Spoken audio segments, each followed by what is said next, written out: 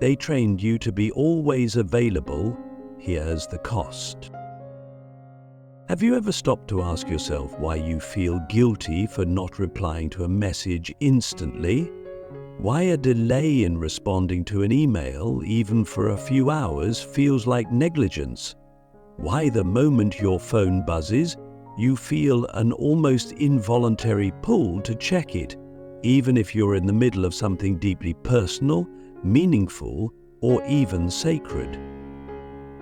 We don't usually question this. We just live it. We accept it as normal. But what if I told you this isn't normal at all? What if I told you this instinct to always be reachable, always be on, always be available, wasn't something you were born with, but something you were trained into? Let's break the illusion. Availability has become the modern currency of worth. Somewhere along the way, we were made to believe that to be valuable is to be accessible, all the time, to everyone, at once. The line between attention and existence has blurred so thoroughly that we now measure our relevance by how quickly we respond, how frequently we update, how visibly we perform our lives online. Is not enough to live. We must prove we're living. Not enough to think, we must post our thoughts. And God's forbid we go silent for a day, or worse, an hour without explanation. The world doesn't allow mystery anymore, and that's the cost we're not counting. Click subscribe to this channel to get more profound insights. This didn't happen overnight. It was gradual, like erosion, like a wave that kept lapping at your boundaries until one day you woke up and realized they were gone. It began with convenience, with connection, with the beautiful idea that we could reach each other instantly. But slowly, that convenience became obligation. That connection became surveillance. What started as a tool became a tether, and now we're not just connected, we're expected, available, constantly. But what's the cost? The cost is depth. Because when you're always reachable, you're never truly present. When your mind is split between the now and the notification, you are never fully alive in this moment. You're fragmented, you're scattered, you're half here, half there, and over time, that becomes your default state. You lose the ability to sit with your own thoughts, to go inward, to hear the quiet voice of your own intuition. You become reactive, not reflective. You live at the surface of your own soul. The cost is boundaries.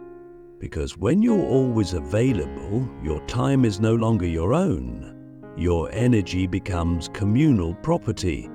Anyone can claim a piece of it at any time, and you feel compelled to give it because that's what's expected now.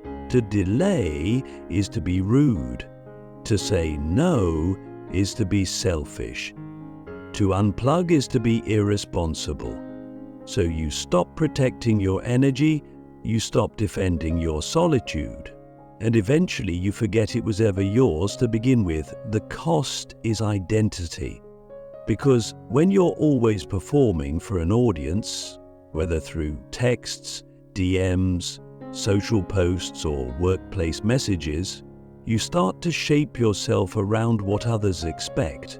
You become a fluid mirror of everyone else's needs, opinions, and projections. You stop being a person and start being a presence, a brand, a digital ghost of who you used to be when you were still allowed to be quiet.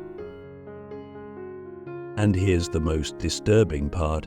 The system thrives on this, because the more reactive you are, the more predictable you become. The more predictable you are, the more easily you can be sold to, managed, monetized.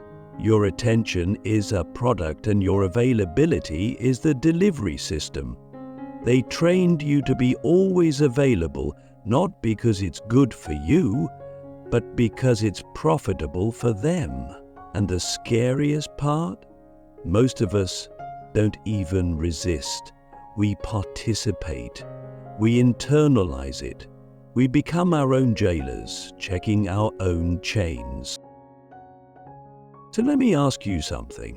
Who are you when you are unreachable? Who are you when the world can't get to you? When there's no buzz, no ping, no alert pulling you outward? What do you notice? What do you feel? What do you remember?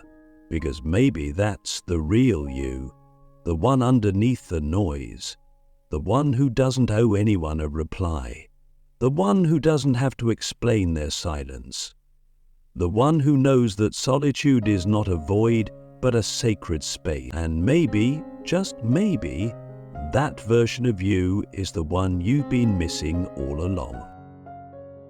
The algorithm of exhaustion, how constant availability is stealing your inner life. There's a kind of fatigue that no amount of sleep can fix. It's not in your body, it's in your soul.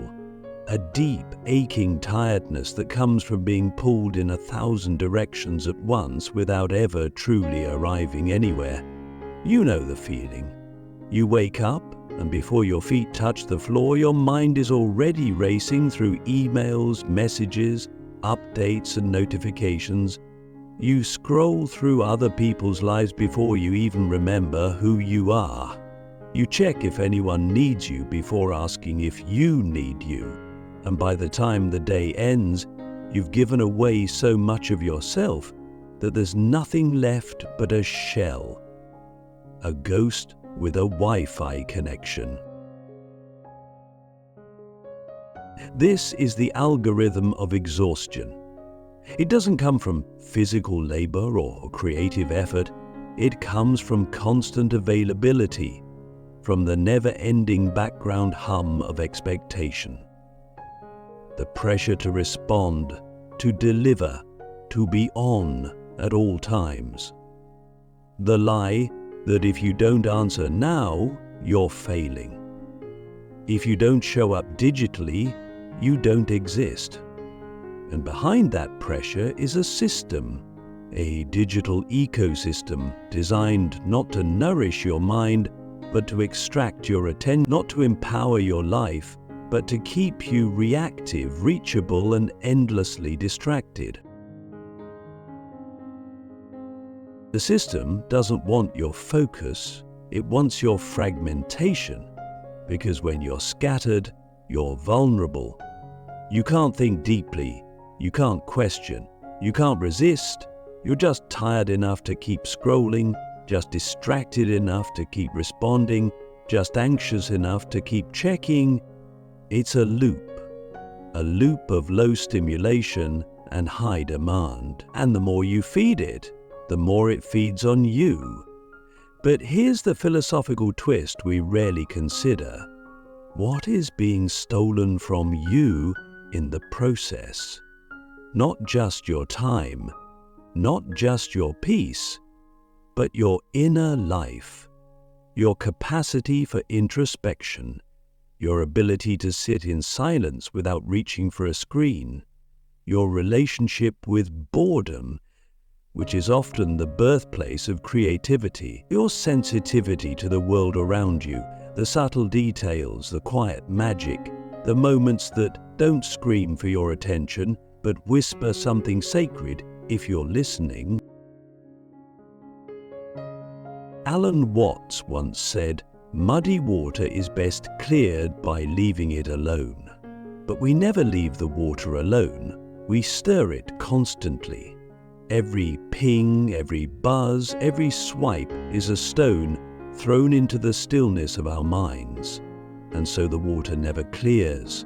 We never see through to the bottom. We never get to know ourselves beyond the performance. And that's the theft happening every day, not just of your energy, but of your depth.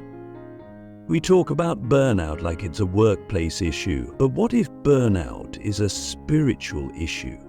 What if it's not just about doing too much, but about being too available to everything except yourself? What if the exhaustion we feel is a symptom of having abandoned our inner world in favor of external validation? We check our phones 100 times a day, but when was the last time we checked in with our own thoughts, without distraction, without judgment? And here's the most dangerous part. The more exhausted we become, the more we seek relief from the very system that exhausts us. We scroll to unwind. We text to feel connected. We post to feel seen. But the relief is temporary. It's sugar, not nourishment. It soothes the symptom while deepening the sickness. And very few of us ever pause long enough to ask, what am I trading for this illusion of connection? What is the price of my constant availability? Because there is a price. And it's not just our sleep, our focus, or our productivity. It's the erosion of our solitude, the loss of our inner voice, the quiet death of mystery, of stillness, of being alone without being lonely. We were not designed to be always alert, always engaged, always summoned. We were designed to withdraw, to rest, to wander inside ourselves, to remember who we are when no one else is watching. So I'll ask you now, what would your life feel like if you reclaimed your edges? If you drew a line and said, this part of me is not for sale, not for performance, not for consumption? Could you endure the discomfort of not replying right away? Could you resist the urge to be always seen, always known, always on? Could you rediscover your own rhythms instead of marching to the beat of the algorithm? Because maybe the question isn't whether we're available enough. Maybe the real question is whether we've become unavailable to the one person who matters most, ourselves. The myth of urgency, why most things can wait, and how that truth can save your life.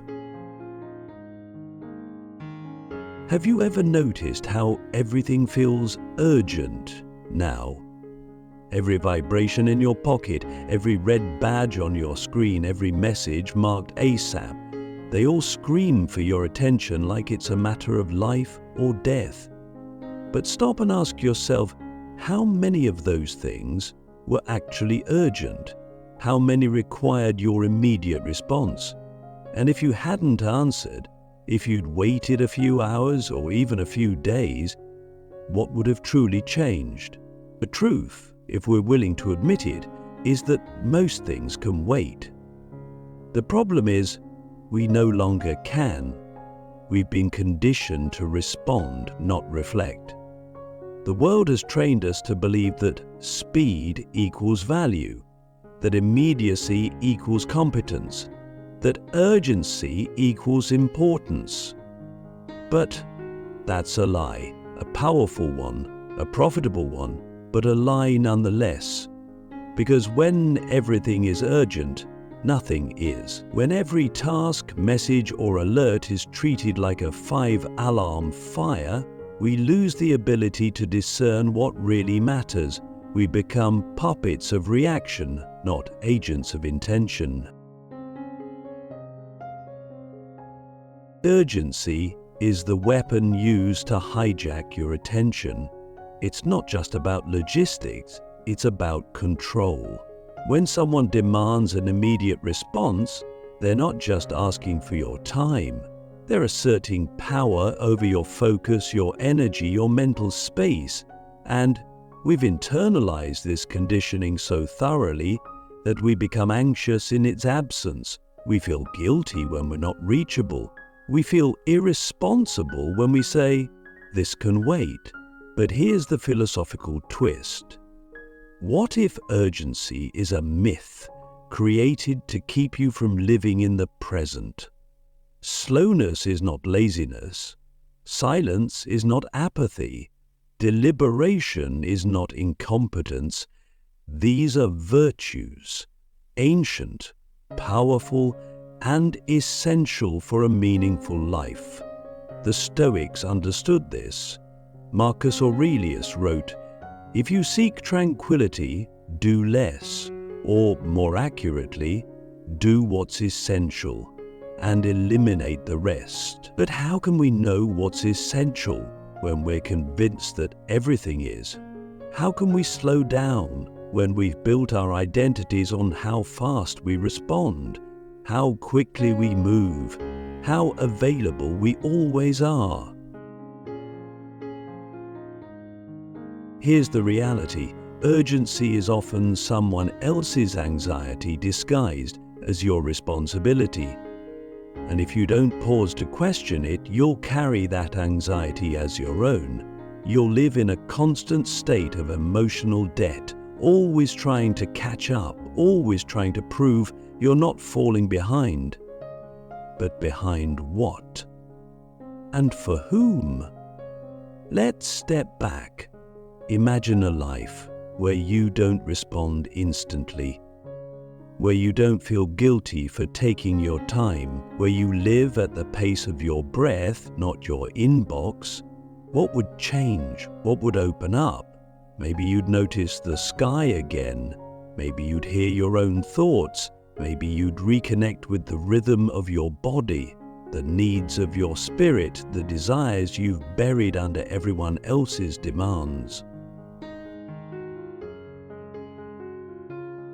We need to reclaim the power of delayed response, not as defiance, but as discernment. Not everything deserves your urgency. Not everyone deserves your instant reaction.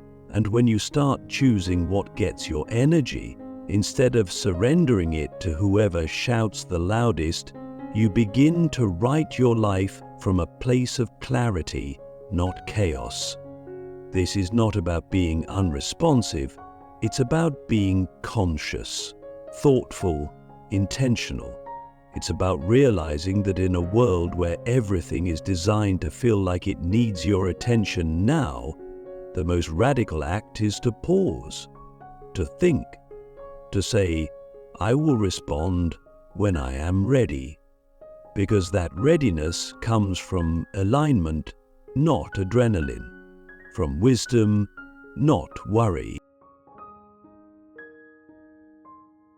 Ask yourself this: what have you lost by believing every alert is urgent?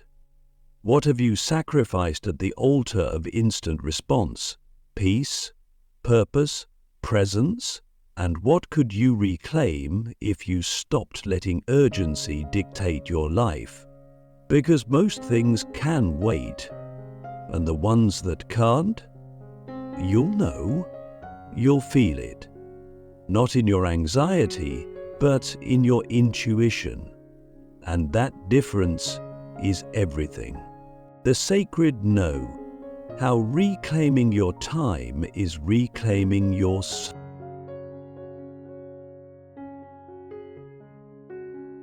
There's a word that could save your life.